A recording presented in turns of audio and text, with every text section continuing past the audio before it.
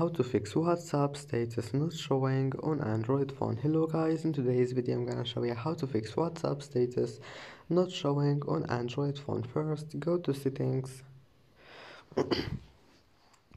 and then scroll down until you find apps, and now click apps again, and here you will find installed apps.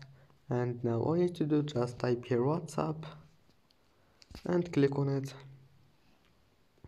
and now click force stop, and then go to storage, click this one here, clear cache, and that's it. Go to permissions, enable all of those here, storage, and all of those, just click on it and click allow, and then camera and allow, and then just allow all of those. And that's it for today's video. Your problem must be fixed, and don't forget like and subscribe, and thank you for watching this video until the end, and see you in the next video.